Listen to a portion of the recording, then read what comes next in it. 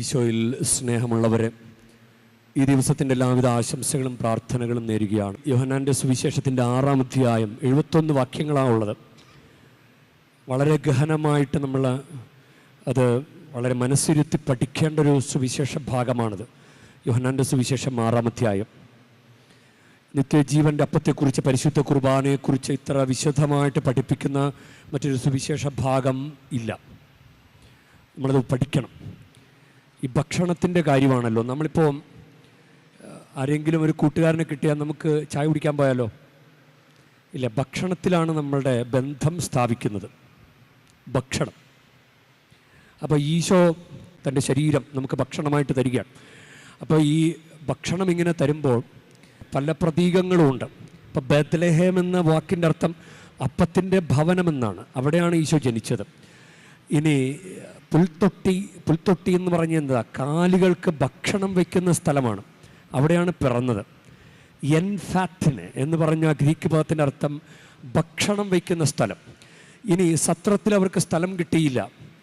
അത് ആ സത്രമെന്ന വാക്ക് അത് യഥാർത്ഥത്തിൽ ഇങ്ങനെ വിശ്രമമുറി, അല്ലെങ്കിൽ നമ്മളിങ്ങനെ താമസിക്കുമ്പോൾ യാത്ര ചെയ്യുമ്പോൾ തങ്ങുന്ന സ്ഥലം, അത് പാന്തക്യോൺ എന്നൊരു വാക്കാണ്. പക്ഷേ അത് ഈ അന്ത്യത്താഴ സമയത്ത് ഈശോ തിരഞ്ഞെടുത്ത സ്ഥലം, അത് ഭക്ഷണമുറി, അതിന് കത്തലൂമ എന്നാ പറയുക. കത്തലൂമ, ഗ്രീക്ക് പദം കത്തലൂമ. അത് ഈ സത്രത്തിൽ അവർക്ക് സ്ഥലം കിട്ടിയില്ല എന്ന് പറയുന്ന ഭാഗം, അത് കത്തലൂമ എന്ന വാക്കാണ് ഉപയോഗിച്ചിരിക്കുന്നത്. മറ്റേ നല്ല സമരിയക്കാരൻ സത്രത്തിൽ കൊണ്ടുപോയി ആക്കി എന്ന് പറയില്ല, അവിടെ പാന്തക്യോൺ എന്ന പദമാണ് ഉപയോഗിക്കുന്നത്. അപ്പം കത്തലൂമ എന്ന വാക്കിൻ്റെ അർത്ഥം ഭക്ഷണമുറി എന്നാണ് അർത്ഥം. വിശ്രമമുറി എന്നല്ല, ഭക്ഷണമുറി. ഭക്ഷണമുറി കിട്ടിയില്ല. അപ്പോൾ ഭക്ഷണം വയ്ക്കുന്ന സ്ഥലത്ത് ജനിച്ചു. അപ്പമാകാനുള്ളവൻ അപ്പത്തിൻ്റെ ഭവനത്തിൽ ജനിച്ചു. അപ്പോൾ അതാണ്, എല്ലാം പ്രതീകങ്ങളാണ്. അപ്പോൾ ഈശോ തന്നെ പറയുകയാണ്, ഞാൻ ഭക്ഷണമാണ്, നിങ്ങളുടെ ഭക്ഷണമാണ്, സ്വർഗത്തിൽ നിന്നിറങ്ങിയ അപ്പമാണ് ഞാൻ. ഇത് ഇന്നത്തെ സുവിശേഷം യോഹന്നാൻ 6:52 അവർക്കത് മനസ്സിലാകുന്നില്ല. എങ്ങനെ ശരീരം ഭക്ഷണമായി തരാൻ സാധിക്കും? അവരുടെ ചോദ്യമാണത്. എങ്ങനെ ഒരുവൻ അങ്ങനെ സാധിക്കും? അങ്ങനെ സാധിക്കില്ലല്ലോ. ഒരുവന് തൻ്റെ ശരീരം ഭക്ഷണമായി തരാൻ സാധിക്കില്ല. ഈ ചോദ്യം അവർ ആവർത്തിക്കുമ്പോൾ ഈ ഭാഗം പറഞ്ഞു തുടങ്ങുന്നത്, ഈശോ പറഞ്ഞു തുടങ്ങുന്നത് അപ്പം വർദ്ധിപ്പിക്കുന്ന സംഭവം പറഞ്ഞുകൊണ്ടും വെള്ളത്തിന് മീതെ നടക്കുന്ന സംഭവം പറഞ്ഞുകൊണ്ടാണ്. അപ്പോൾ അവരുടെ ഡൗട്ട് ഇതാണ്, ഇതേപ്പറ്റി യഹൂദർക്കിടയിൽ തർക്കമുണ്ടായി. തൻ്റെ ശരീരം നമുക്ക് ഭക്ഷണമായി തരാൻ ഇവൻ എങ്ങനെ കഴിയുമെന്നവർ ചോദിച്ചു. അപ്പോൾ ഈശോ ലോജിക്കലായിട്ടാണ് കാര്യങ്ങൾ പറയുന്നത്. കാര്യങ്ങൾ അവർ കൺവിൻസ് ചെയ്ത് പറഞ്ഞു കൊടുക്കണം. ഈശോ എന്തൊരു ക്ലവറാണ് ഈശോ. ഈശോ പല കാര്യങ്ങളും വളരെ കൺവിൻസിങ് ആയിട്ടാണ് പറഞ്ഞിട്ടുള്ളത്. അങ്ങനെ ഈ ഭാഗം പോലെ തന്നെ പ്രധാനപ്പെട്ടൊരു ഭാഗമാണ് ലൂക്കായുടെ സുവിശേഷം 15-ാം അധ്യായം. അതായത് ചുങ്കക്കാരും പാപികളും അടുത്തു വന്നുകൊണ്ടിരുന്നു, ഫരിസേയരും നിമജ്ഞരും പെരുവിർത്തുകൊണ്ടിരുന്നു. അപ്പോൾ അവരോട് കഥ പറഞ്ഞു. കഥ പറഞ്ഞത് 3 കഥകളാണ്. നഷ്ടപ്പെട്ട ആടിൻ്റെ കഥ, പുറത്ത് നഷ്ടപ്പെട്ട ആടിൻ്റെ കഥ, അകത്ത് നഷ്ടപ്പെട്ട നാണയത്തിൻ്റെ കഥ, അകത്തും പുറത്തും നഷ്ടപ്പെട്ട 2 മക്കളുടെ കഥ. വളരെ സിസ്റ്റമാറ്റിക് ആയിട്ടാണ്. അപ്പോൾ ഈ ചോദ്യം ആരോടാണ് ഈ കഥ പറഞ്ഞതെന്ന് ചോദിച്ചു കഴിഞ്ഞാൽ, ചിലർ പറയും ചുങ്കക്കാരോടാണ് പറഞ്ഞതെന്ന് പറയും, ചിലർ പറയും ഫരിസേയരോടാണ് പറഞ്ഞതെന്ന് പറയും. അല്ല, 2 കൂട്ടരോടും പറഞ്ഞു. 2 കൂട്ടർക്കും മനസ്സിലാകത്തക്ക വിധത്തിൽ കഥ പറഞ്ഞവനാണ് ഈശോ. 2 കൂട്ടർക്കും ഒരേപോലെ സന്ദേശം കിട്ടുന്ന വിധത്തിൽ. അതുപോലെ ഈ നിത്യജീവന്റെ അപ്പം എന്ന പ്രബോധനം, അത് യോഹന്നാന്റെ സുവിശേഷം 6:25 വാക്യം മുതലാണ്. അതിൻ്റെ ടൈറ്റില് ജീവന്റെ അപ്പം. അപ്പോൾ അതുവരെ 24 വരെ ഉള്ള വാക്യങ്ങളിൽ പറയുന്ന 2 സംഭവങ്ങൾ, അപ്പം വർദ്ധിപ്പിക്കുന്നു, വെള്ളത്തിന് മീതെ നടക്കുന്നു. ഇത് മർക്കോസ്, മത്തായി, യോഹന്നാൻ, ഇവർ 3 പേരും ഇത് പറഞ്ഞിട്ടുണ്ട്. അപ്പം വർദ്ധിപ്പിക്കുന്നതിനെ തുടർന്ന് വെള്ളത്തിന് മീതെ നടക്കുന്ന കാര്യം പറഞ്ഞിട്ടുണ്ട്. ലൂക്ക മാത്രം അപ്പം വർദ്ധിപ്പിക്കുന്ന കാര്യം മാത്രമേ പറഞ്ഞിട്ടുള്ളൂ. അപ്പോൾ ഇതിൻ്റെ ഒരു ലോജിക്ക് ഒരുപക്ഷെ നിങ്ങൾ കേട്ടിട്ടുണ്ടാകും. സിമ്പിളായിട്ട് മനസ്സിലാക്കാവുന്നൊരു കാര്യമാണ്. ഈശോയ്ക്ക് അപ്പം വർദ്ധിപ്പിക്കാൻ സാധിക്കും. അതായത് 5 അപ്പവും 2 മീനും എങ്ങനെ പെരുത്തു, 5000 പേർക്ക് എങ്ങനെ കൊടുത്തു, 12 കുട്ട നിറയെ എങ്ങനെ ബാക്കി വന്നു, അത് ഈശോയ്ക്ക് സാധിക്കും. ഈശോ പ്രൂവ് ചെയ്തൊരു കാര്യമാണ്. ഈശോയ്ക്ക് ഒരു വസ്തുവിൽ മാറ്റം വരുത്താൻ സാധിക്കും. കുഞ്ഞുങ്ങളില്ലാത്ത ഉദരത്തെ കുഞ്ഞുങ്ങളെ നൽകാൻ ഈശോയ്ക്ക് സാധിക്കും. രോഗമുള്ള ശരീരത്തിൻ്റെ ഭാഗങ്ങളെ സൗഖ്യം നൽകാൻ ഈശോയ്ക്ക് സാധിക്കും. ഈശോ പ്രൂവ് ചെയ്ത കാര്യമാണ്. ഇനിയും 2ാമത്തെ കാര്യം, വെള്ളത്തിന് മീതെ ഈശോ നടന്നു. വെള്ളത്തിന് മീതെ ഒരു സാധനം പൊങ്ങിക്കിടക്കണമെങ്കിൽ അതിൻ്റെ അവസ്ഥ ആ വെള്ളത്തിന് മീതെ പൊങ്ങിക്കിടക്കുന്ന വിധത്തിൽ ക്രമീകരിക്കണം. നമ്മൾ സാധാരണ ഈ പേപ്പർ വള്ളമൊക്കെ ഇട്ട് നമ്മൾ ഉണ്ടാക്കി കളിക്കില്ല. അപ്പോൾ വള്ളത്തിൻ്റെ രൂപം വെള്ളത്തിൻ്റെ മീതെ പൊങ്ങിക്കിടക്കുന്ന വിധത്തിലാണ്. അപ്പോൾ ഈശോയുടെ ശരീരം വെള്ളത്തിന് മീതെ നടക്കത്തക്ക വിധത്തിൽ ഭാരം കുറയ്ക്കുകയോ ഒരു പ്രത്യേക രീതിയിലാക്കുകയോ ഈശോ ചെയ്തു. മനസ്സിലായി? അതുകൊണ്ടാണ് ഈശോയ്ക്ക് വെള്ളത്തിന് മീതെ നടക്കാൻ പറ്റിയത്. അപ്പം ഒരു വസ്തുവിൽ മാറ്റം വരുത്താൻ കഴിവുള്ള തമ്പുരാൻ, തൻ്റെ ശരീരത്തിൽ മാറ്റം വരുത്താൻ കഴിവുള്ള തമ്പുരാൻ തൻ്റെ ശരീരത്തെ ഒരു വസ്തുവിലേക്ക് ഇറക്കിക്കൊണ്ടുവരാൻ സാധിക്കും. അതാണ് പരിശുദ്ധ കുർബാന. പരിശുദ്ധ കുർബാനയിൽ ഈശോയുടെ സാന്നിധ്യമുണ്ട്. ഇത് സിമ്പിളായിട്ട് ഈശോ നമുക്കൊക്കെ മനസ്സിലാകത്തക്ക വിധത്തിലാണ് ഈ ലോജിക്ക് പറഞ്ഞ് മനസ്സിലാക്കി തന്നിട്ടുള്ളത്. ഞങ്ങൾ പഠിക്കുമ്പോൾ, തിയോളജി പഠിക്കുമ്പോൾ, ട്രാൻസബ്സ്റ്റാൻസിയേഷൻ, അപ്പത്തിന് മാറ്റമില്ല, പക്ഷേ അപ്പത്തിൽ ഈശോയുടെ ശരീരം വന്ന് നിറയും. അപ്പത്തിൻ്റെ രൂപത്തിന് മാറ്റമില്ല, മണത്തിന് മാറ്റമില്ല, രുചിയിൽ മാറ്റമില്ല, പക്ഷേ ഈശോയുടെ ശരീരമായി മാറും. ഇത് വിശ്വസിക്കാൻ വല്ല ബുദ്ധിമുട്ടുണ്ടോ?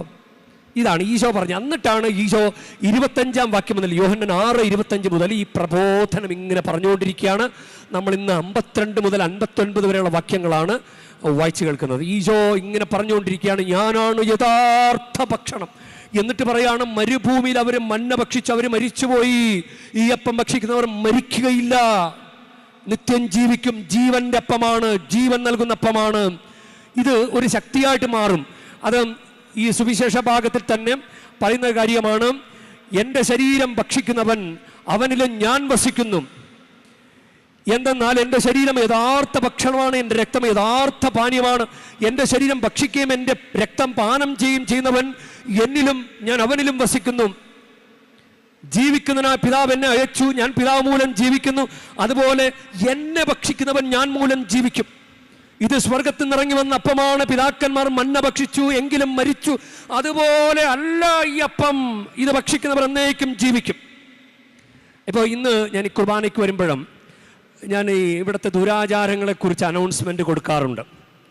കുർബാനയ്ക്ക് കൊടുക്കുന്ന ആ സമയത്ത്, ശേഷം അതിൻ്റെ ആ ഭാഗത്ത് അവസാന ഭാഗത്താണ് പറയുന്നത്. അപ്പം പുറത്ത് നിൽക്കുന്ന ദുരാചാര കച്ചവടം നടത്തുന്നവരുണ്ടല്ലോ, അവർ ക്ലവറാണ്. അവർ ഞാൻ പോകാൻ വേണ്ടി പ്രാർത്ഥിച്ചുകൊണ്ടിരിക്കുക. കഴിഞ്ഞ കൊല്ലം പ്രാർത്ഥിച്ചു, നടന്നില്ല. കഴിഞ്ഞ മെയിൽ നിങ്ങളെല്ലാം പോകാൻ പോയല്ല, ഇനി പറയണ്ട ഞങ്ങളുടെ ബിസിനസ്സിനെ ബാധിക്കും എന്ന് കൂടെയുള്ള അച്ഛനോട് പറഞ്ഞു. അപ്പം അച്ഛൻ എന്നോട് പറഞ്ഞു, ഞാൻ പറഞ്ഞു എനിക്ക് സഭയോടാണ് കൂറ്, ഈശോയോടാണ് കൂറ്, അവരോടല്ല, ദുരാചാരം നടത്തുന്നവരോടല്ല എൻ്റെ കൂറ്. എൻ്റെ കൂറ് ഈശോയ്ക്കും സഭയ്ക്കും വേണ്ടി. അപ്പം സഭയ്ക്ക് വേണ്ടി സംസാരിക്കാം. അപ്പം അങ്ങനെ അവർ പ്രാർത്ഥിച്ചു, നടന്നില്ല. എന്നെ ഇരുട്ടടിയൊക്കെ നടത്താൻ നോക്കിയിട്ടുണ്ടെന്ന് തോന്നുന്നു. അപ്പം ഞാൻ റക്ടറച്ചനോട് പറഞ്ഞു, റക്ടറച്ച ഇങ്ങനെ എനിക്കൊരു അസ്വസ്ഥത വരുന്നുണ്ട് എന്ന് പറഞ്ഞു. അപ്പം അച്ഛൻ പറഞ്ഞു, ആ അച്ഛൻ അതൊന്നും മൈൻഡ് ചെയ്യണ്ട, പറയൂ ആളുകളെ പ്രബോധിപ്പിക്കൂ. അങ്ങനെ പറഞ്ഞുകൊണ്ടിരിക്കുക. അപ്പോൾ ഇപ്പോൾ അവർ ചോദിച്ചറിഞ്ഞു, ഈ അടുത്ത മാസം ഞാൻ തിരിച്ചു പോകുമെന്ന് മനസ്സിലാക്കിയിട്ടുണ്ട്. സന്തോഷത്തോടെ ഇരിക്കുകയാണ്. പക്ഷേ കർത്താവിന് അതിനൊരു പദ്ധതിയാണ്. കർത്താവ് വേറെ ആളെ ഉയർത്തും ഇത് പറയാൻ വേണ്ടി. അപ്പം അങ്ങനെ 2-3 സ്ത്രീകൾ അവർക്ക് അറിയില്ലല്ലോ, അവരെ പറ്റിച്ചു. ഇന്ന് അവരെ ഒരാളെ പറ്റിച്ചു. അപ്പോൾ അവർ ഇത് കുർബാനയ്ക്ക് ശേഷമാണല്ലോ, കുർബാന അവസാനമാണല്ലോ പറയുന്നത്. അപ്പോൾ കുർബാനയ്ക്ക് മുമ്പ് ഇവരെ പിടിക്കാം. കുർബാനയ്ക്ക് ശേഷം ഇവർക്ക് അറിവ് കിട്ടിയാൽ ഇവർ വാങ്ങിക്കില്ല. അപ്പോൾ കുർബാനയ്ക്ക് മുമ്പ് ഇവരെ പിടിക്കാം. അങ്ങനെ പിടിച്ച് ഇവിടെ ഇങ്ങനെ നടക്കാം ദുരാചാരം. അപ്പം അവർ പറ്റിക്കുന്നത് പോലെ അല്ല ഈശോ പറയുന്നത്. അവർ പറ്റിക്കും, ഇത് കെട്ടിയാൽ നിങ്ങൾക്ക് കുഞ്ഞുണ്ടാകും, ഇത് കെട്ടിയാൽ അത് ശരിയാകും, ഇത് ശരിയാകും. ഒന്നും നടക്കാൻ പോണില്ല. ഒരു ചരട് കെട്ടിയാൽ എങ്ങനെ സംഭവിക്കാൻ പോകുന്നത്? നമ്മുടെ ലോകം എന്താ വല്ല മണ്ടന്മാരുടെ ലോകമാണോ? ഒരു തൂവാല കെട്ടി എങ്ങനെ കൊച്ചുണ്ടാകും? മരത്തിക്കൊണ്ട് തൂവാലായിട്ട്. അത് പ്രാകൃത മതവിശ്വാസമല്ലേ? പ്രാകൃതർ കാട്ടില് പണ്ട് മരത്തെയും അഗ്നിയെയും കല്ലിനെയും ആരാധിച്ചിരുന്നവര്. അപ്പൊ ചരട് കെട്ടിയാൽ പിന്നെ മനസ്സിലായോ? ഇങ്ങനെയുള്ള കാര്യങ്ങൾ താഴിട്ട് പൂട്ടിയാൽ എങ്ങനെ വീട് പണിയാൻ പറ്റുക? എനിക്കറിയില്ല. താഴിട്ട് പൂട്ടിയാൽ പണം ഇങ്ങനെ വരുമോ? വീട് പണിക്കാർ വെറുതെ ഇങ്ങനെ ഫ്രീ ആയിട്ട് വർക്ക് ചെയ്യാൻ വരുമോ? നടക്കാൻ പോണ കാര്യമല്ല. അപ്പം അവർ പറയും, അത് അവർക്ക് ഈ നിധിയില്ല. അവർക്ക് കത്തോലിക്ക വിശ്വാസികളായ നമുക്ക് വളരെ സ്വർഗീയമായ കൂദാശ, ജീവന്റെ അപ്പം, വചനം, ഇതൊക്കെ നമുക്കുണ്ട്. നമുക്കൊരു ബിരിയാണി കിട്ടിയ കണക്കാം. ബിരിയാണി കിട്ടിയവൻ പിന്നെ ഇങ്ങനെ പിച്ചപാത്രം പിടിച്ച് അമ്മ എന്തെങ്കിലും തരണേ എന്ന് പറഞ്ഞ് അന്വേഷിക്കാൻ പോകില്ലല്ലോ, ബിരിയാണി കഴിക്കോളൂ. അപ്പം നമുക്കിത് കിട്ടിയിട്ടുണ്ട്. കൂദാശ ഇല്ലാത്തവൻ എന്ത് ചെയ്യും? അവൻ ചരട് കെട്ടും. കൂദാശയില്ലാത്തവൻ, വചനമില്ലാത്ത വിഭാഗം എന്ത് ചെയ്യും? കൂദാശകളില്ലാത്ത വിഭാഗം എന്ത് ചെയ്യും? എന്തെങ്കിലും ചെയ്യണ്ടേ? എന്തെങ്കിലും തൃപ്തിക്ക് വേണ്ടി ചെയ്യാൻ വേണ്ടി അവർ ചെയ്യുന്നത് കണ്ട് നമ്മൾ അത് ചെയ്യാൻ പോയാൽ നമുക്ക് സ്വർഗം തന്നിരിക്കുകയാണ് ജീവന്റെ അപ്പം. ഈശോ പറ്റിക്കുന്നതല്ല. ഈശോ പറയാണ്, ഇതാണ് ഒറിജിനൽ ഭക്ഷണം, യഥാർത്ഥ ഭക്ഷണം, യഥാർത്ഥ പാനീയം. ഈശോ പറയാം. ചില ആളുകൾ ചോദിക്കും, ഞങ്ങൾക്ക് ഈശോയുടെ തിരുരക്തം കുടിക്കാൻ തരുന്നില്ലല്ലോ, അച്ഛന്മാർ തന്നെ കുടിക്കുകയാണല്ലോ. അപ്പോൾ അതിൻ്റെ മറുപടി ഇതാണ്, ഒരു മാംസത്തിൽ ബ്ലഡ് ഉണ്ടല്ലോ. ഇല്ല, ഇറച്ചി തൂക്കിയിട്ടേക്കണ കണ്ടിട്ടില്ലേ? ഇറച്ചിക്കടകളിൽ മാംസത്തിൽ രക്തമുണ്ട്. അപ്പോൾ നിങ്ങൾ യഥാർത്ഥത്തിൽ ഈശോയുടെ ശരീരം അപ്പമായി ഭക്ഷിക്കുമ്പോൾ അതിൽ ബ്ലഡുണ്ട്. ഈശോയുടെ തിരുരക്തവും തിരു ശരീരവുമാണ് നിങ്ങൾ പാനം ചെയ്യുന്നത്. അപ്പൊ യഥാർത്ഥ ഭക്ഷണം. ഈശോ പറ്റിച്ചതല്ല. ഈശോ നിങ്ങളെ കബളിപ്പിക്കില്ല. ഈശോ യഥാർത്ഥ സ്നേഹിതനാണ്. ഈശോയാണിത് പറയുന്നത്. അപ്പം ഇങ്ങനെ ഈശോയുടെ കൂടെ നടന്നു കഴിഞ്ഞാൽ ഈശോ രക്ഷിക്കുന്നത്. ഒന്നാം വായന നിങ്ങൾ ശ്രദ്ധിച്ചോ? ഒന്നാം വായനയിലും എത്ര രസകരമായിട്ടാണ് പൗലോസിന്റെ കഥ പറഞ്ഞുകൊണ്ട് നമ്മളോട് കാര്യം പറയുക. പൗലോസ് യഥാർത്ഥത്തിൽ പണി കിട്ടി പഠിച്ചവനാണ്. പണി കിട്ടി പഠിക്കാതിരിക്കാൻ വേണ്ടിയിട്ടാണ് നമുക്ക് 9-ാം വയസ്സിൽ കൂദാശ എന്നത്, കുർബാന. പണി കിട്ടരുത്, നിങ്ങൾക്ക് പണി കിട്ടരുത്. നിങ്ങൾ ഇപ്പോഴേ പഠിച്ചോ. ചില ആളുകൾ ഇതൊക്കെ വിട്ടുപേക്ഷിച്ച് അവിടെ മദ്യപാനമൊക്കെ ആയി ഇങ്ങനെ തകർന്ന് തരിപ്പണമായി എന്നിട്ട് തിരിച്ചു വന്നിട്ടുണ്ട്. പണി കിട്ടി പഠിച്ചവരുണ്ട്. അങ്ങനെ പൗലോസ് പണി കിട്ടി പഠിച്ച ആളാണ്. പണി കിട്ടി കുതിരപ്പുറത്തും താഴെ വീണു. അതിനു മുമ്പ് എന്നാ ചെയ്ത്താണ് ചെയ്തതെന്നറിയാമോ? വധഭീഷണി മുഴക്കിയിട്ടുണ്ട്. സ്റ്റീഫനെ ആളുകൾ കല്ലെറിഞ്ഞു വന്നപ്പോൾ സാവൂൾ കൈകൊട്ടിച്ചിരിച്ചു. കൊള്ളാം, നല്ല കാര്യം, അവനെ കൊന്നു, അങ്ങനെ ചിരിച്ചു. കൈകൊട്ടിച്ചിരിച്ചവനാണ് സാവൂൾ. അങ്ങനെ വധഭീഷണി മുഴക്കിയവൻ, വീടുകളിൽ കയറിറങ്ങി സ്ത്രീകളെയും കുട്ടികളെയും വലിച്ചിഴച്ച് അങ്ങനെ പീഡിപ്പിച്ചവനാണ് സാവൂളിന് ഈശോ ഉദ്ധിതനൊരു പണി കൊടുത്തു. കുതിരപ്പുറത്ത് ഉന്തി താഴെ ഇട്ടു.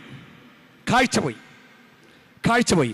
അങ്ങനെ വന്നപ്പോൾ നേരെ തല കീഴ്മേൽ മറിഞ്ഞിട്ട് ചോദിക്കുന്ന ചോദ്യം, കർത്താവേ, അങ്ങാരാണ്? ഞാൻ ഇനി എന്ത് ചെയ്യണം കർത്താവേ? ഇങ്ങനെ ചോദിച്ചു. അപ്പോഴാണ് നീ പീഡിപ്പിക്കുന്ന ഈശോയാകുന്നു ഞാൻ എന്ന് സാവൂളിനോട് പറഞ്ഞത്. അപ്പം അങ്ങനെ പണി കിട്ടി പഠിച്ചവനാണ്. അപ്പോൾ പക്ഷേ അടങ്ങി ഒതുങ്ങി നല്ല അതൊക്കെ ചെയ്യാൻ കർത്താവിനോട് എന്ത് ചെയ്യണമെന്ന് അങ്ങനെ ചോദിക്കുന്ന ചോദ്യത്തിൽ കർത്താവെ പറഞ്ഞു, കർത്താവെ ഞാൻ ചെയ്തോളാം. അങ്ങനെ ഒരു ഭയങ്കര അനുതാപം കയറി വന്നു.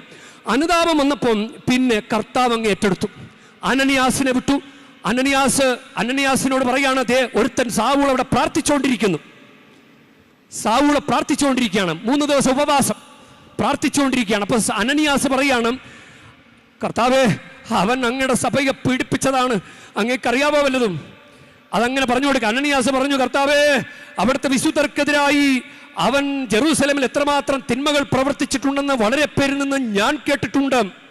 ഇവിടെയും അവിടുത്തെ നാമം വിളിച്ചപേക്ഷിക്കുന്ന സകലരെയും ബന്ധനസ്ഥരാക്കുന്നതിനുള്ള അധികാരപത്രം പുരോഹിത പ്രമുഖന്മാരിൽ നിന്ന് അവൻ സമ്പാദിച്ചിരിക്കുന്നു.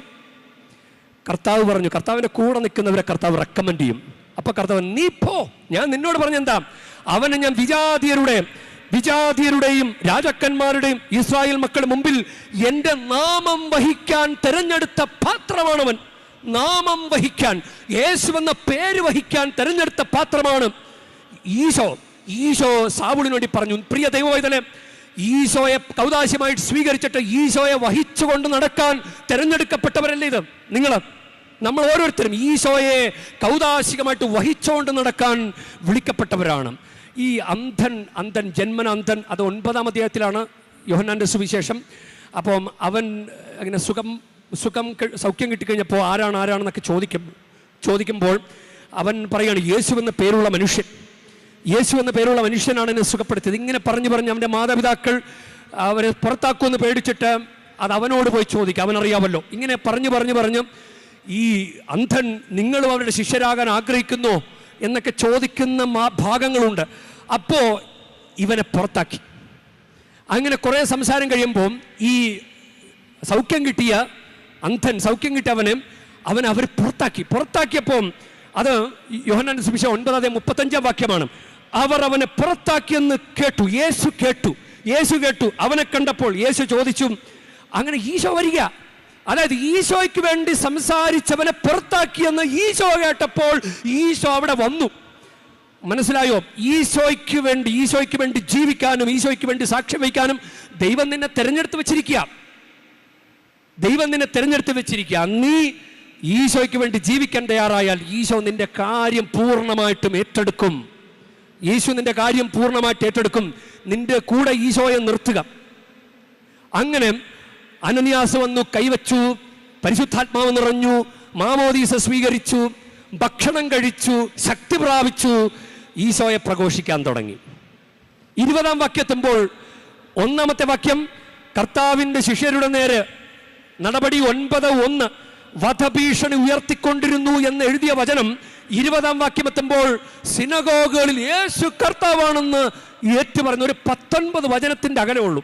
അതുപോലെ നിന്നെ രക്ഷിക്കും കർത്താവ്. നീ കർത്താവിനെ കൂടെ നിർത്തിയാൽ ഒരു 19 വചനത്തിൻ്റെ ഒരു വാക്കിൻ്റെ 19 സെന്റൻസിൻ്റെ പറഞ്ഞു തീരുന്നതിന് മുമ്പ് തന്നെ നിന്നെ രക്ഷിക്കും ദൈവം. അതാണ് ഉന്നതനായ ദൈവമാണ്. നിന്നെ ദൈവം രക്ഷിക്കും. നീ കൂടെ നിർത്തും. ഞാൻ ആമുഖത്തിൽ പറഞ്ഞില്ലേ, അമ്മ കൂടെ വരണ്ട. അമ്മ കൂടെ വന്നാൽ ശരിയാകില്ല. ഒരു മകൻ ഇങ്ങനെ ഒരു സ്ഥലത്ത് പഠിക്കുകയാണ്. അപ്പോൾ മകൻ ഇത്തിരി ഉഴപ്പൊക്കെ ഉണ്ട്. അപ്പോൾ അമ്മ അറിയാൻ വേണ്ടി അമ്മ ഒന്ന് അവിടെ കൂടെ പോയി താമസിച്ചു. അവനങ്ങ് ഇഷ്ടപ്പെട്ടില്ല. അമ്മ വന്നത് ഇഷ്ടപ്പെട്ടു. അമ്മ ഇവിടെ വരണ്ട. അതുപോലെയാണ് കുർബാന സ്വീകരിക്കാത്തവർ, ഈശോയെ സ്നേഹിക്കാത്തവരും, വചനം വായിക്കാത്തവരും, കുമ്പസാരിക്കാത്തവർ. ഈശോയെ എനിക്ക് വേണ്ട. ഈശോ നീ എൻ്റെ കൂടെ വരണ്ട. നീ എൻ്റെ കൂടെ വന്നാൽ എനിക്ക് ഉഴപ്പാൻ പറ്റില്ല, എനിക്ക് ദുർനടപ്പ് നടക്കാൻ പറ്റില്ല. നീ എൻ്റെ കൂടെ വന്നാൽ എനിക്ക് എൻ്റെ പരിപാടിയൊന്നും നടത്താൻ പറ്റില്ല എന്ന് പറയുന്നത് പോലെയാണ്. ഈശോയെ കൂടെ നിർത്ത്. ഈശോ ഇങ്ങനെ നമുക്ക് വേണ്ടി ദൈവത്തിൻ്റെ ഹിതപ്രകാരം ഭൂമിയിൽ വന്നിട്ട് നമ്മോടുകൂടെ എന്നും വസിക്കാൻ വേണ്ടി പരിശുദ്ധ കുർബാനയായി മാറിയിട്ടും നമ്മൾ വേണ്ടെന്ന് പറഞ്ഞു കഴിഞ്ഞാൽ അത് പാപമാകും. മക്കളെ, പഴുത ഇസയിലെ ഭക്ഷിക്കരുതെന്ന് പറഞ്ഞിട്ട് അത് ഭക്ഷിച്ചെങ്കിൽ അത് പാപമായെങ്കിൽ, ഇത് വാങ്ങി ഭക്ഷിക്കുമെന്ന് പറഞ്ഞിട്ട് അത് ഭക്ഷിച്ചില്ലെങ്കിൽ അത് പാപമാണ്. എന്നുമെന്നും കൂടെയിരിക്കാൻ അപ്പമായി തീർന്നവനേ, എന്നുമെന്നും കൂടെയിരിക്കാൻ അപ്പമായി തീർന്നവനേ, എൻ്റെ സ്നേഹിതനാകുന്ന സ്നേഹമേ, ആരാധന അങ്ങേക്കാരാധന. എൻ്റെ സ്നേഹിതനാകുന്ന സ്നേഹമേ, ആരാധന അങ്ങേക്കാരാധന. ഓ ദിവ്യമാം സ്നേഹമേ, ഓ ദിവ്യ കാരുണ്യമേ, ഓ ദിവ്യമാം സ്നേഹമേ, ഓ ദിവ്യ കാരുണ്യമേ. ഈശോയെ ഉദരത്തിൽ കിട്ടിയ പരിശുദ്ധ മറിയമേ, അങ്ങനെ ഈശോയെ വളർത്തി ഈശോയുടെ കൂടെ നടന്ന് കുരിശിൻ ചുവട് വരെ ഈശോയുടെ കൂടെ നിന്ന് ഒട്ടുമകലാതെ മാറിപ്പോകാതെ ഈശോയെ കളയാതെ കൊണ്ടു നടന്ന പരിശുദ്ധ മറിയമേ, ഈശോയെ കളയാതെ കൊണ്ടു നടക്കാൻ, പരിശുദ്ധ കൂദാശകളിലൂടെ വചനത്തിലൂടെ ഈശോയെ കൊണ്ടു നടക്കാൻ ഞങ്ങളെയും പഠിപ്പിക്കണമേ. ആമേൻ.